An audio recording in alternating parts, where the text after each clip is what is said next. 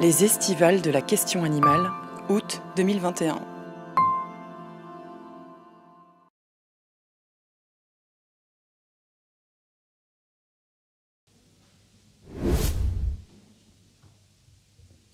Bonjour à toutes et à tous, de retour à la 20e édition des estivales de la question animale. Je suis Harry Ohayon et je vais vous présenter, j'introduis la prochaine présentation. Quelques petits rappels. Les estivales, donc c'est du 9 au 22 août, c'est à peu près 96 heures d'activité, une trentaine de conférences, dont une vingtaine présentées en direct sur la chaîne YouTube. Du coup, n'hésitez pas pour plus de visibilité à partager, liker, actionner la petite cloche pour être tenu au courant des notifications des prochaines vidéos et à suivre la chaîne, bien sûr, des estivales de la question animale. Voilà, alors la prochaine conférence, c'est, Milton Federici, qui est responsable des affaires publiques de CAP. Alors, c'est Convergence Animaux Politiques, une association de plaidoyer pour la cause animale auprès du Parlement et du gouvernement. Donc, concrètement, vous coordonnez et vous faites le suivi des amendements à la loi contre la maltraitance animale. Voilà, donc je rappelle aussi que pour l'organisation des estivales, c'est un budget à peu près de 40 000 €. Alors c'est vrai que quand on arrive ici, c'est un petit peu un don libre. Donc n'hésitez pas à aller à l'accueil pour faire un don ou sur Internet. Vous avez le lien dans le descriptif pour faire un don directement sur le site de Hello Asso. Voilà, je vous remercie. On va enchaîner sur la conférence. Il va y avoir aussi une session de questions-réponses. Alors, en direct, n'hésitez pas à poser vos questions. On va pouvoir les récupérer pendant la session questions-réponses. Et juste après le live, on va enchaîner sur les questions de la salle. Voilà, je vous remercie. Milton, c'est à toi. Merci beaucoup.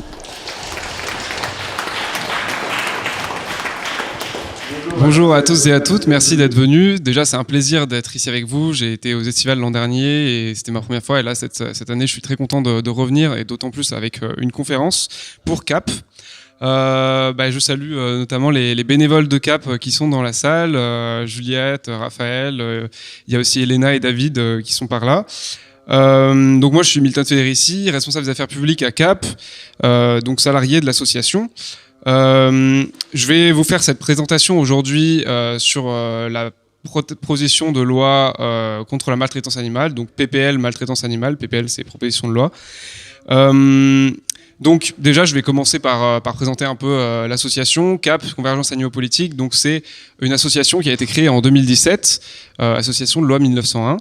Dont l'objet est le plaidoyer pour la cause animale. Donc ce qu'on fait, c'est qu'on représente les associations partenaires de CAP, qui sont des associations de la protection animale, auprès du gouvernement et des parlementaires.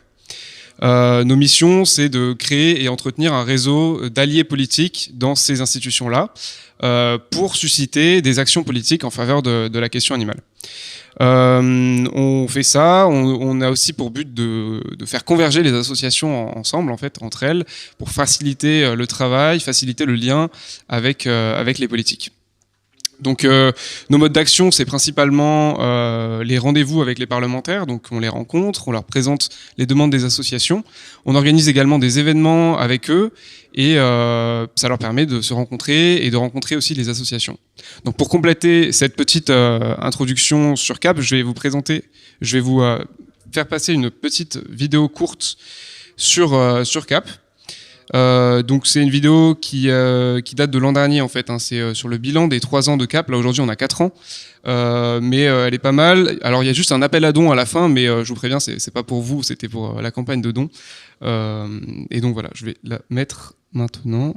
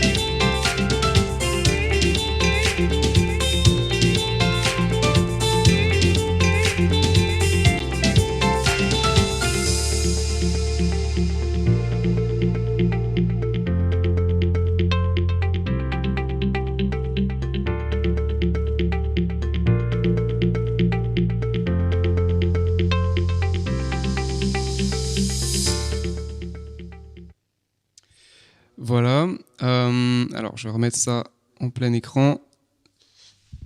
Hop. Donc, maintenant, alors ça, voilà.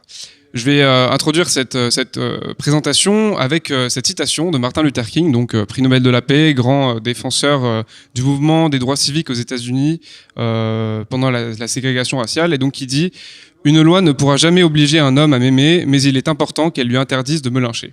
Pourquoi j'ai choisi cette citation?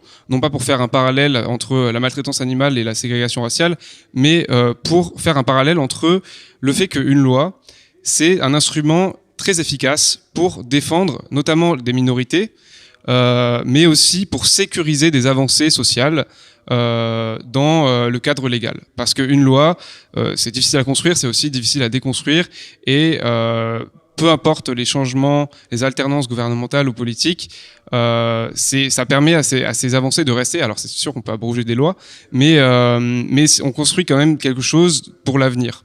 Et donc si on arrive à mettre dans la loi quelque chose qui viendrait à interdire des maltraitances envers les animaux, eh bien c'est quelque chose qui est très efficace, et c'est un peu l'objet de cette présentation aujourd'hui, c'est de vous montrer en quoi l'action politique pour les animaux est efficace. Donc, pour présenter un peu le sujet de cette présentation, donc c'est la loi contre la maltraitance animale, donc qui a été adoptée à l'Assemblée le 29 janvier dernier et qui sera examinée au Sénat en septembre-octobre prochain. Donc, le plan de cette présentation, déjà, je vais vous présenter un peu pourquoi, en fait, on a voulu depuis les débuts de CAP faire une proposition de loi, faire une loi, adopter une loi, comment on y est arrivé, que contient la loi, qu'est-ce que c'est concrètement, les avancées qu'il y a dedans. Et quel chemin reste-t-il à faire pour ce texte? Quel chemin a été fait et qu'est-ce qui reste à faire? Donc, avoir une loi comme objectif, c'est pour nous, voilà, l'enjeu, c'est vraiment d'arriver à des avancées politiques pour les animaux, et donc c'est ce qu'on voulait faire depuis 4 ans finalement. C'est ce que depuis que CAP a été créé, c'était l'objet de CAP, c'est de sensibiliser les décideurs pour faire en sorte qu'il y ait des actions prises et qui aboutissent à une protection légale. La loi, c'est la norme la plus haute de l'État en dehors des constitutions et des traités. Donc c'est vraiment quelque chose d'important et de fort. Et donc si on arrive à une loi, c'est quelque chose de conséquent. Alors c'est pas évident, hein. On peut proposer des lois, on peut faire en sorte qu'elles soient déposées, mais ensuite pour qu'elles soient examinées à l'Assemblée, c'est encore un autre travail. Il faut vraiment que les députés aient une majorité au sein de leur propre groupe pour que le groupe accepte de la débattre. Mais en tout cas, voilà, parce que des lois, vous avez vu dans la vidéo, on en a fait déposer pas mal, mais qu'on a réussi enfin, des lois qui ont réussi à être examinées, eh bien, il y en a eu qu'une, c'est vraiment celle-là, en tout cas venant de CAP. Il y en a eu d'autres qui ont été examinées, mais qui n'ont pas abouti. Sinon, l'idée aussi de faire une loi, c'est de faire concorder le système législatif avec la volonté de la population. Pourquoi? Parce que la population aujourd'hui française, elle est très sensible à la question animale. C'est vraiment quelque chose qui est de plus en plus présent, et du coup, voilà, aujourd'hui, le problème, c'est que les institutions, les lois, les codes civils, les codes pénals ne reflètent pas du tout cette sensibilisation de la population sur ces questions-là. Il n'y a pas vraiment de protection animale forte, et même elle est très minime finalement, c'est un peu le minimum. Donc voilà, il faut absolument que le droit maintenant s'empare de cette question et se mette en conformité avec les attentes de la population. Donc je vous ai mis ce chiffre-là. 69% des Français considèrent que les politiques ne défendent pas suffisamment bien les animaux. Et donc quand on présente ce chiffre-là aux parlementaires notamment, c'est quelque chose qui peut les motiver à agir. Maintenant, je vais vous faire une petite recette de cuisine sur comment arriver à faire une loi. Et donc pour ça, j'ai identifié 3 ingrédients, en tout cas 3 ingrédients qui permettent de faire une loi, mais après c'est aux parlementaires de s'en emparer pour la faire aboutir. Le premier, c'est construire un réseau d'alliés politiques et de l'entretenir. Donc comment on fait ça? On va à la rencontre des politiques, on sonde leur sensibilité, on regarde s'ils sont plutôt intéressés par l'expérimentation animale ou par les animaux de compagnie. Ensuite, on examine ça, on compile ces données et puis on essaie de voir qui on peut solliciter quand on a le plus besoin, soit pour leur faire passer des demandes des associations, soit pour, s'ils ont des informations eux-mêmes à nous demander, on va ensuite les retransmettre aux associations. Le deuxième ingrédient, c'est être source de propositions. Alors là, nous, CAP, on est une association on travaille avec les assos pour faire émerger des propositions. Nous-mêmes, on n'a pas de propositions, c'est elles qui en ont et qui passent par nous pour les présenter aux parlementaires. Ces propositions, on les travaille avec elles en amont. C'est des propositions qui doivent être réalistes. On ne va pas voir un parlementaire pour lui demander l'abolition de la viande. Ça n'aurait pas de sens parce que ça n'aurait juste aucune chance de passer. On est quand même sur du concret. On veut arriver à des résultats concrets et donc du pragmatique. Donc c'est aussi des propositions qui doivent être fondées et donc appuyées sur soit des données scientifiques, soit sur des enquêtes d'opinion qui montrent que les Français veulent que ces mesures arrivent. Ou alors par exemple des exemples à l'étranger, on va dire tel pays a fait ça, ou alors toute l'Europe a fait ça sauf la France, pourquoi nous on n'a pas ça? Et donc ça c'est des arguments qui peuvent permettre que nos propositions, en tout cas celles des associations, soient entendues et prises en compte par les parlementaires. Ensuite, ça va être accompagner les politiques qui veulent agir, parce que il suffit pas qu'ils aient envie d'agir, il faut vraiment les soutenir dans leur action, leur fournir toutes les informations dont ils ont besoin, soutenir même publiquement leur démarche, pour les encourager. Vraiment, on est là, on a ce rôle-là d'encouragement et de soutien des politiques qui veulent agir, parce qu'il y en a pas tant que ça finalement, et donc c'est important qu'ils se sentent soutenus. Alors maintenant qu'on a vu pourquoi on voulait faire une loi et qu'est-ce qu'il fallait absolument faire pour arriver à en avoir une, on va voir pourquoi, jusqu'à présent en tout cas, il n'y en a pas eu et pourquoi ça n'a pas marché jusque-là. Qu'est-ce qui a fait qu'avant CAP, on n'arrive pas à avoir une loi ? Eh bien déjà, c'est parce que concrètement, il n'y a pas eu de loi généraliste sur le sujet. En fait, il y a eu quelques avancées, notamment en 2015 sur la reconnaissance du statut d'être sensible des animaux, mais c'était dans une loi plus générale qui concernait la modernisation du droit. Et donc, il y a eu des articles, des amendements qui ont été insérés par-ci par-là, dans d'autres lois aussi. Mais il n'y a pas eu une seule loi généraliste uniquement sur la question animale qui a adressé le sujet jusqu'à aujourd'hui. Et donc, cette loi-là, la PPL maltraitance animale, c'est vraiment la première de la sorte, et donc c'est assez révolutionnaire finalement. En tout cas dans l'époque actuelle. Il y en a eu très longtemps avant, mais sous la Ve République et un peu avant même, il n'y en a pas eu. Donc pourquoi ? Parce qu'il y a eu un manque de volonté politique. C'est-à-dire que il suffit pas que la population veuille des avancées. Il faut vraiment que les politiques décident de faire ça. Et donc pour ça, il faut qu'ils soient motivés. Et donc les associations qui font convergence et qui vont via CAP notamment parler aux politiques, elles les incitent à agir finalement. Ils n'auraient pas l'envie nécessairement d'agir seuls. Ensuite, il y a eu un manque d'organisation politique de la cause. C'est-à-dire que la cause n'était pas assez politisée. La cause animale a toujours voulu ces avancées-là, mais elle a fait en sorte de les avoir via d'autres moyens, via des manifestations, via la sensibilisation, l'information au grand public, les négociations avec des entreprises de production alimentaire par exemple, ou au niveau individuel, les gens via le véganisme par exemple. Mais l'action institutionnelle, c'est quelque chose qui a été un peu mis de côté et jusqu'à récemment n'a pas connu un grand essor. Mais c'est en train de changer et notamment grâce à plusieurs facteurs. Alors, le premier, déjà, c'est que l'opinion publique a évolué beaucoup. C'est-à-dire que il y a 10 ans, ça fait déjà 10 ans en fait que la cause animale est soutenue par la majorité de la population, mais on constate une grande évolution dans les dernières années. Donc là, je vous ai sorti 4 petits sondages que j'ai trouvés sur le site de Politique Animaux de L214. Qui montre que, par exemple, sur la question de l'élevage en cage des poules, en 5 ans, il y a eu 32 points de plus d'adhésion de la part des Français. Sur la question de l'abattage sans étourdissement, en 11 ans, on a gagné 13 points d'opinion favorable sur cette mesure. Enfin, du coup, pour interdire l'abattage sans étourdissement. Et pareil avec le gavage, 14 points en 4 ans, ou encore avec les delphinariums, 15 points en 9 ans. On y est aussi arrivé grâce à la politisation du mouvement qui a finalement eu lieu, grâce notamment au parti animaliste, parce que c'est un parti qui est jeune et qui s'est fondé. C'est une première en France qui est un parti de la cause animale. En tout cas, c'est le premier. Il y en a d'autres maintenant. Mais il a lancé une dynamique. Il a permis, via notamment ses scores électoraux, de montrer aux autres élus qu'il y avait vraiment un électorat animaliste en France, et donc que ces élus-là, s'ils ne voulaient pas faire cet électorat, ils devaient aussi leur parler. Et donc pour ça, il faut qu'ils adoptent des mesures dans leur programme qui parlent de la question animale, qui se montrent comme des alliés de la condition animale, même en faisant partie d'autres partis. Bon, évidemment, il y a CAP aussi, parce que on est le premier lobby de la cause animale en France. On est le premier à avoir décidé d'être une association uniquement dédiée à l'action institutionnelle pour les animaux. Et puis il y a d'autres initiatives comme le référendum pour les animaux qui elles viennent de la société civile et ont via ce référendum par exemple porté une demande politique, parce que c'est demander un référendum, il n'y a rien de plus politique vraiment, et donc ça montre que les Français ou en tout cas les gens de la cause animale de plus en plus comprennent l'intérêt d'agir en politique pour les animaux. Il y a notamment eu aussi récemment pour les régionales des chartes faites par des associations qui ont circulé et qui ont été envoyées aux candidats pour qu'ils s'engagent sur différents points de la question animale. Voilà. Ensuite, il y a la question de la perception des politiques qui a aussi, elle aussi, évolué.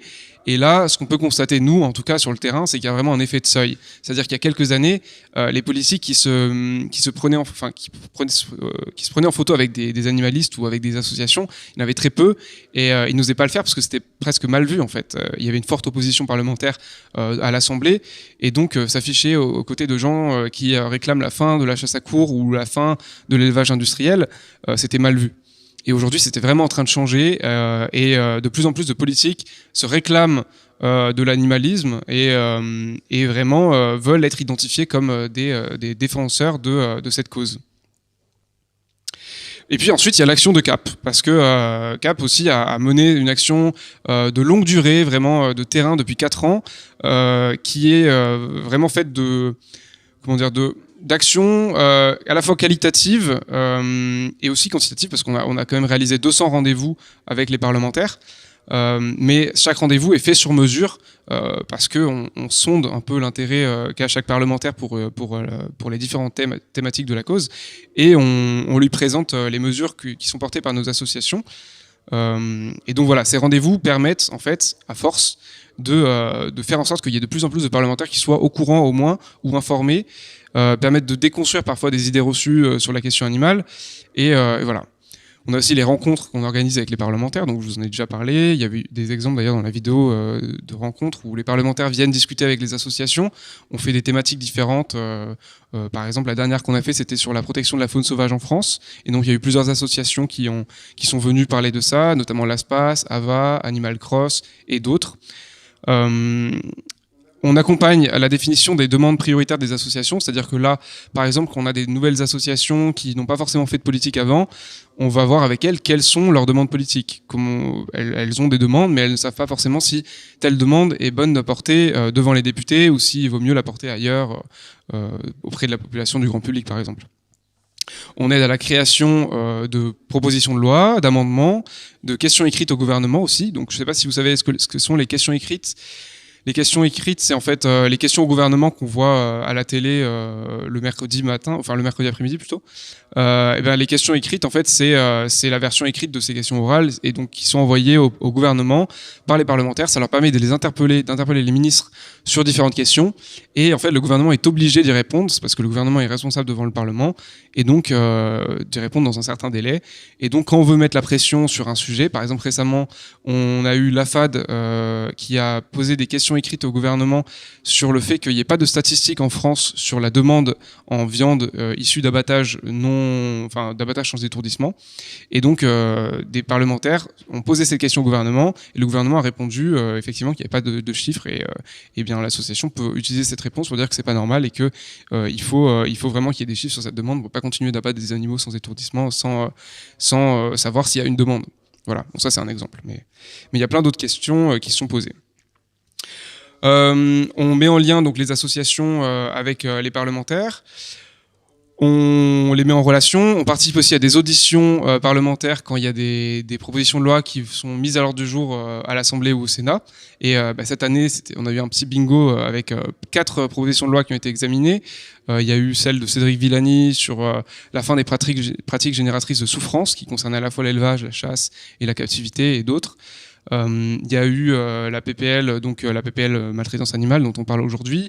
Il y a eu une PPL sur l'interdiction des fermes-usines portée par le groupe La France Insoumise au Parlement, à l'Assemblée. Et il y a eu au Sénat une PPL portée par Esther Benbassa sur l'élevage éthique. Et donc c'est à chaque fois qu'une PPL est mise à l'ordre du jour, ça donne lieu souvent à des auditions. Et donc on participe, on prend la parole devant les rapporteurs de ces lois et on leur explique quelles sont les demandes des associations, ou on facilite aussi des auditions pour d'autres associations qui n'ont pas été auditionnées encore. On va leur dire aux parlementaires, écoutez, cette association, elle a aussi un avis intéressant.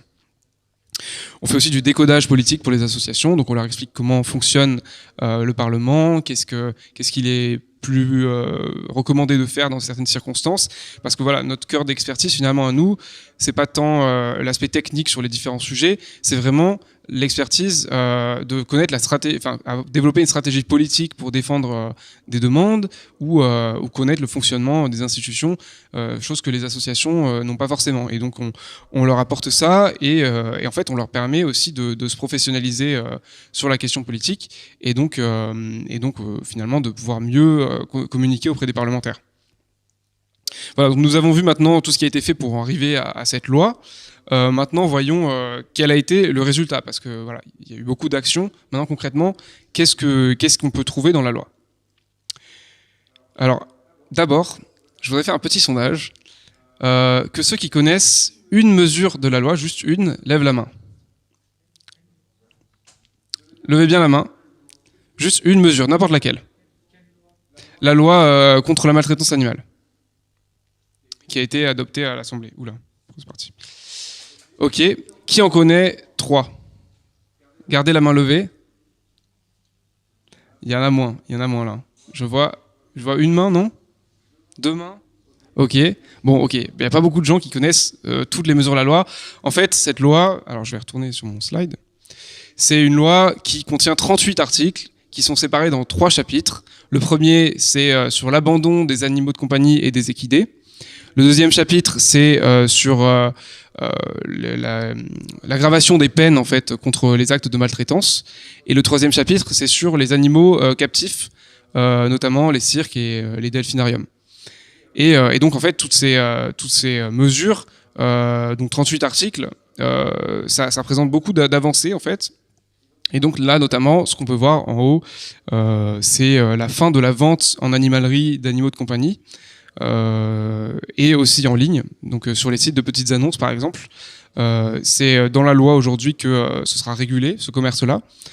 Là, il y a un iguane, c'est pour représenter les NAC, les nouveaux animaux de compagnie, qui sont, vous savez, peut-être tous ces reptiles ou ces oiseaux qui sont pas forcément des chiens ou des chats, et donc qui sont des animaux un peu non conventionnels, et qui font aujourd'hui l'objet de très peu de réglementation, c'est-à-dire qu'on peut importer n'importe quelle espèce qui n'est pas interdite, mais le problème c'est qu'il n'y a pas de liste positive, et ça c'est ce que propose Code Animal et la LFDA, une liste positive où il y aurait le nom de toutes les espèces qu'il est possible d'importer ou de détenir, et toutes celles qui ne sont pas dans cette liste, elles ne sont pas autorisées. Et donc ça permet d'éviter qu'il y ait des effets de mode où on se retrouve à avoir plein de gens qui achètent à l'étranger des animaux et qui les ramènent en France alors qu'ils ne sont pas du tout censés être en France, quoi.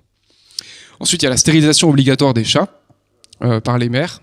Donc dans les communes, aujourd'hui les gens ne sont pas forcément, sont pas obligés à stériliser leurs chats. Or il y a une population de chats errants qui est très grande en France.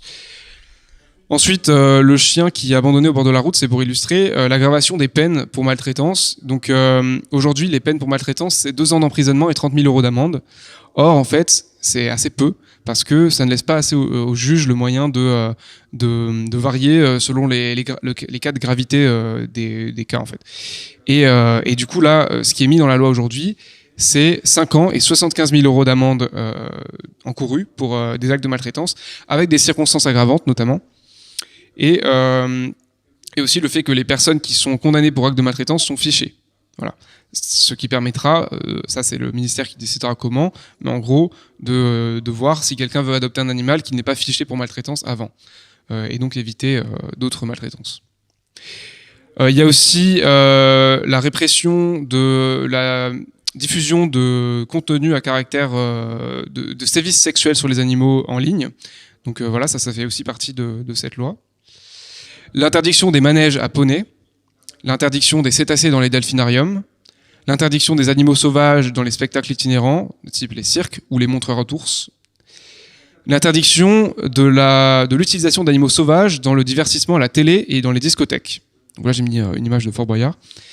Et enfin, l'interdiction de la production de fourrure. Alors au début de la loi, ça concernait uniquement les visons, mais via amendement, les associations ont réussi à faire en sorte que ça concerne tous les animaux. Alors sachant qu'aujourd'hui, il y a uniquement le vison qui est exploité pour sa fourrure en France, mais rien n'empêche que demain, il y a un élevage de renards ou de lapins qui se crée pour ça, et du coup, là, cette loi, elle interdira la création de nouveaux élevages, en tout cas d'autres animaux. Voilà, donc toutes ces mesures-là font partie de la loi. Donc ce qu'on peut voir, c'est que alors je suis pas rentré dans les détails des délais parce que selon les mesures, il y a beaucoup de délais différents en fait. Certains c'est plusieurs années, d'autres c'est immédiatement. Mais bon là, c'est pas le lieu pour rentrer dans les détails techniques, je pense. En tout cas, ces mesures-là, ça représente 22 demandes des associations partenaires de CAP qui sont traduites aujourd'hui dans la loi. Donc 22 demandes, c'est quand même assez conséquent. Alors certaines ne vont pas assez loin, mais certaines sont cohérentes par rapport à ce qui est demandé par les associations. Ensuite, bon, on voit que c'est des dispositions qui sont assez vastes et aussi que ça pourra permettre de répondre à des situations d'extrême urgence, c'est-à-dire les abandons d'animaux de compagnie ou l'exploitation d'animaux sauvages comme les cétacés dans les delphinariums. Aujourd'hui, ça ne peut plus continuer. On est face à des cas de maltraitance avérés, scientifiquement prouvés depuis des années, et c'est juste incompréhensible que ça continue aujourd'hui. Et donc cette loi pourrait mettre un terme à tout ça. Par contre, évidemment, elle ne parle pas d'élevage, elle ne parle pas de chasse, par exemple, qui sont des sujets aussi importants, mais qui n'ont pas été retenus par les parlementaires pour faire partie de cette loi. C'est des sujets que CAP avait portés pour les associations concernées aussi à la base, mais les parlementaires ont choisi de se limiter à ces sujets-là, et donc on va voir pourquoi. Alors ça c'est... Ah oui, non, en fait, je reste sur cette ligne. Ok.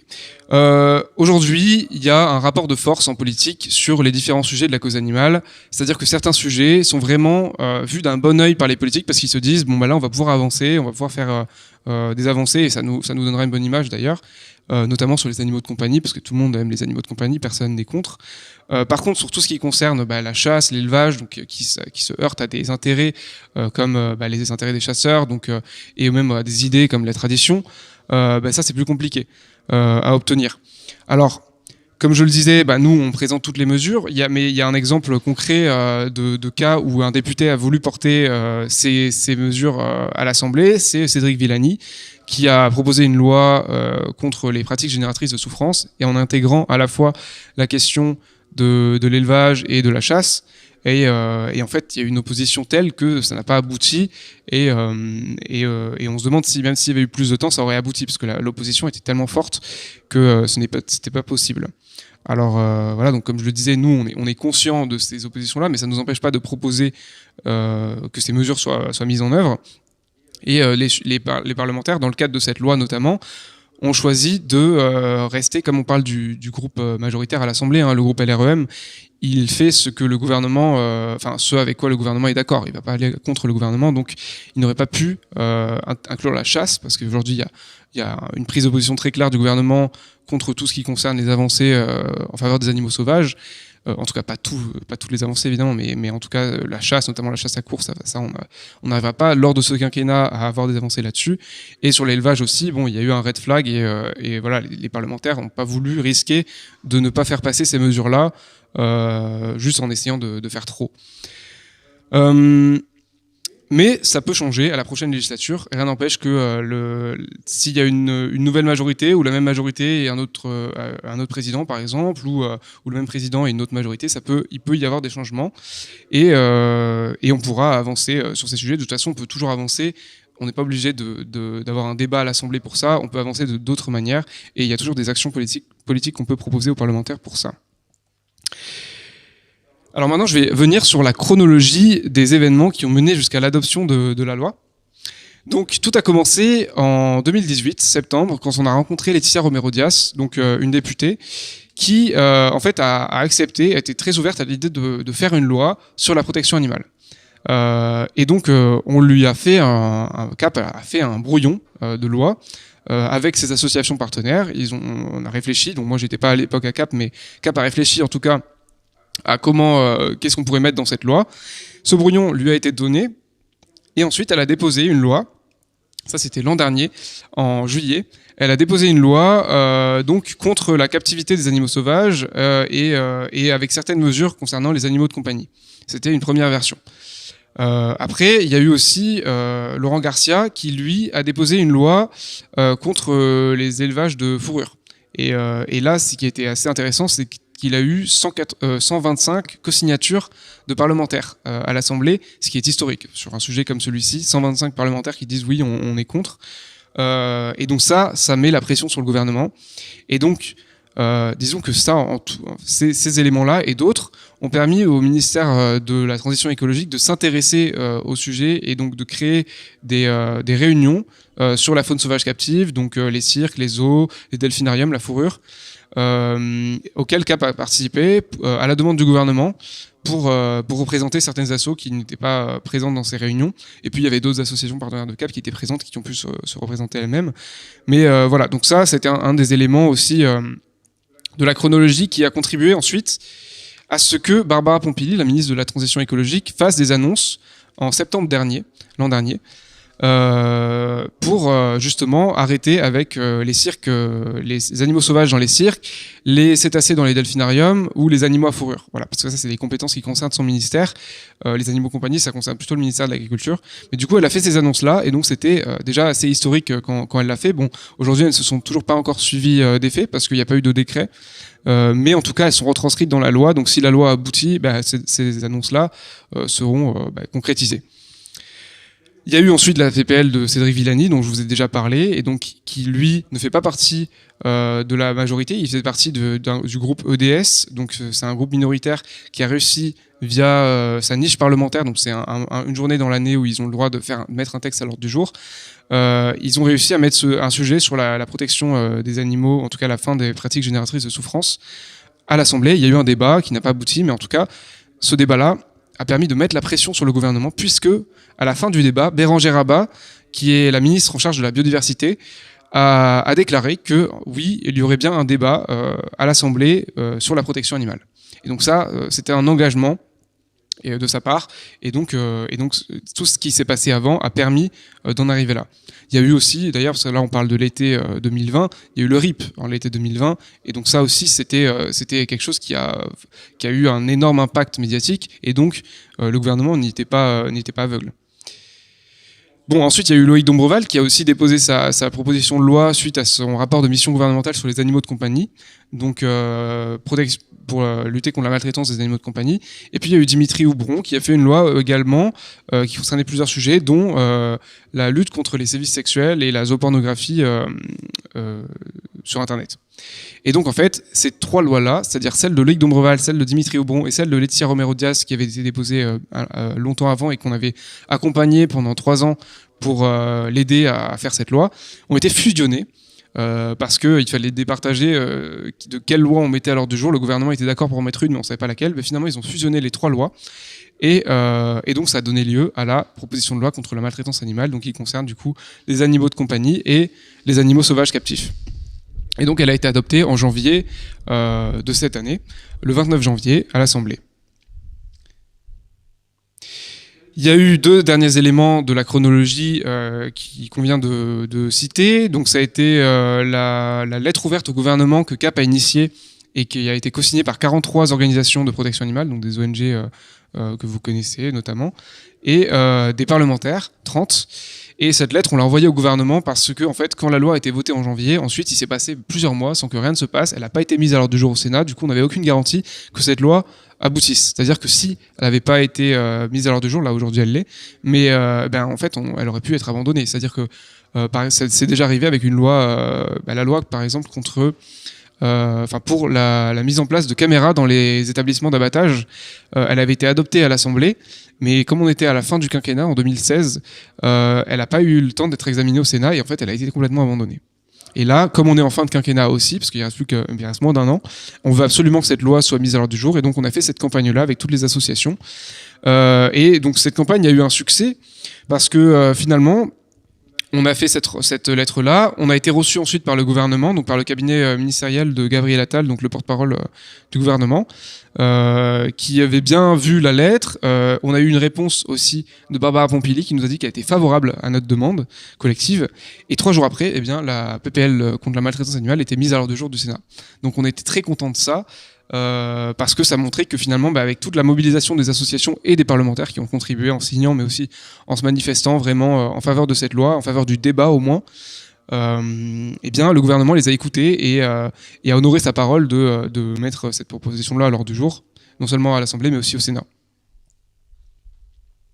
Alors maintenant, quel est le chemin que va parcourir ce texte pour terminer son parcours et aboutir à la promulgation de la loi?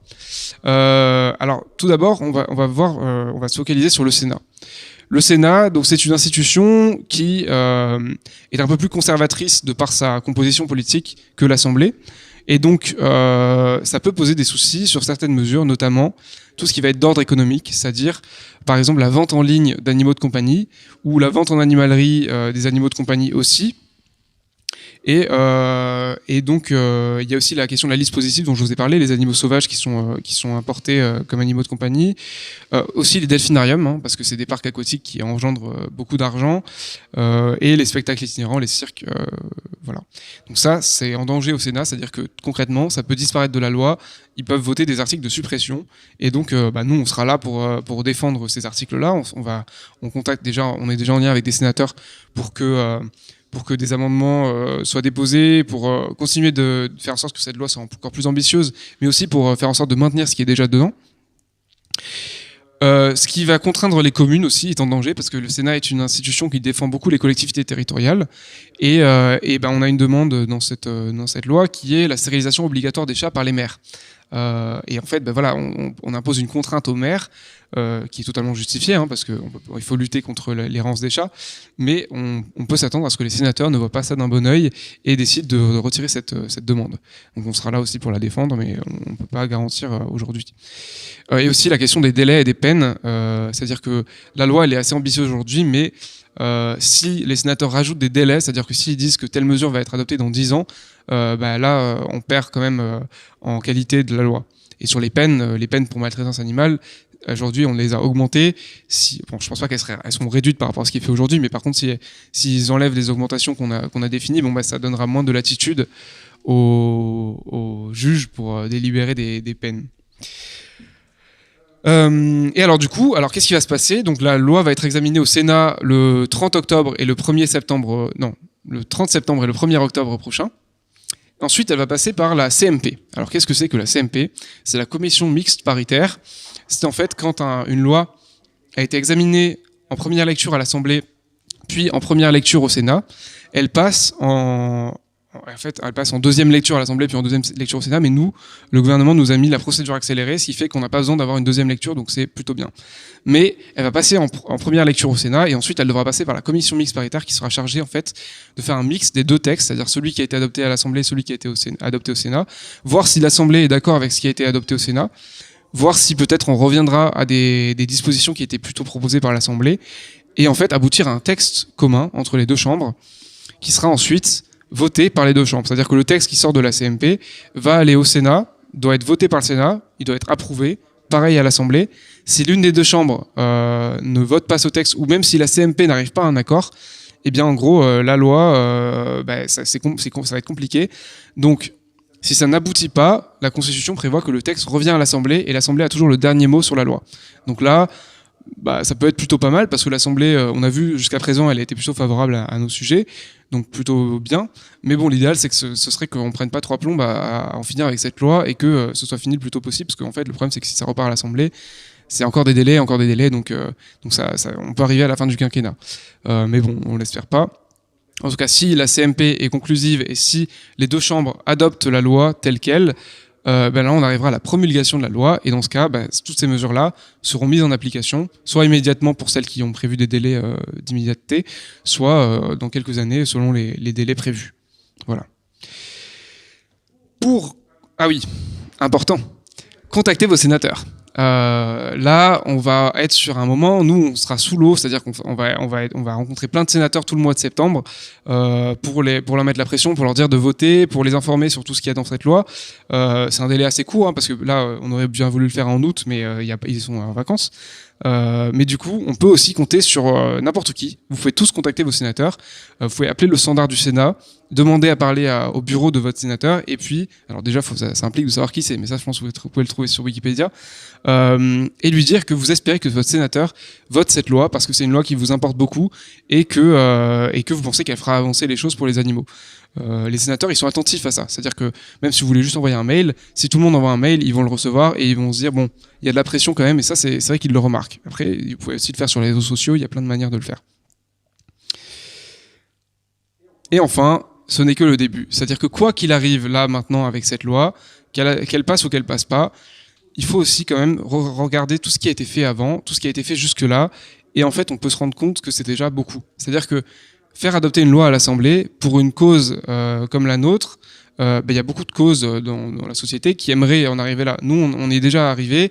C'est quelque chose de très beau et qu'il faut saluer. Le travail des ONG, le travail des parlementaires aussi qui se sont mobilisés là-dessus.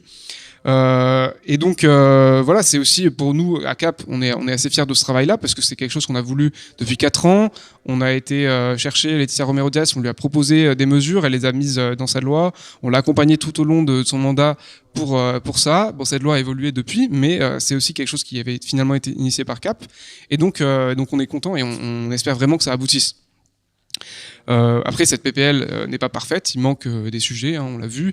Il y a certains sujets comme par exemple, il y a un article sur les familles d'accueil qui complique un peu les choses pour les familles d'accueil qui voudraient adopter. Voilà, ça c'est des choses qu'il faudra essayer de corriger au Sénat. Par contre, voilà, on peut quand même se satisfaire des avancées qui sont dedans. Je vous ai montré tout à l'heure toutes les mesures qui sont proposées. Il y a des choses qui sont vraiment urgentes de faire. Mais une fois que la loi est adoptée, il faudra aussi qu'elle soit appliquée. Mais ça, donc ça c'est une des limites de la loi, mais bon, je pense qu'on connaît les associations de protection animale en France, elles ne laissent rien passer. On a vu ce qui s'est passé avec le Conseil d'État sur les chasses traditionnelles, grâce à des recours d'associations. Ça, on peut être sûr que si la loi n'est pas respectée une fois qu'elle est adoptée, les associations seront là et se mobiliseront. Donc je pense que c'est pas un souci vraiment. Voilà ce que je pouvais dire. Donc moi je pense que on peut aussi, ce résultat, c'est-à-dire que cette loi qui est adoptée, qui sera bientôt adoptée au Sénat, on l'espère, ça permet aussi de valider finalement notre stratégie à CAP. Donc la stratégie qui est de porter des sujets au niveau politique pour avoir des avancées. C'est quelque chose, c'est un pari des fondateurs de CAP et qui finalement a prouvé que ça pouvait marcher. Et donc nous on va continuer dans cette démarche. On est motivé, on est déterminé, on a espoir à ce que ça aboutisse et on aura des sujets comme ça, on en aura plein, on aura d'autres lois, le quinquennat prochain, les quinquennats suivants, et donc on va continuer à se battre pour avoir des avancées en politique pour les animaux. Et voilà, je voulais vous remercier pour votre attention et je voulais vous remercier aussi à tous les gens qui sont sur YouTube et qui nous regardent. Vous pouvez retrouver nos réseaux sociaux, notre site. Oula, l'emoji a foiré un peu. Et voilà. Et donc, c'est tout. Je vous remercie.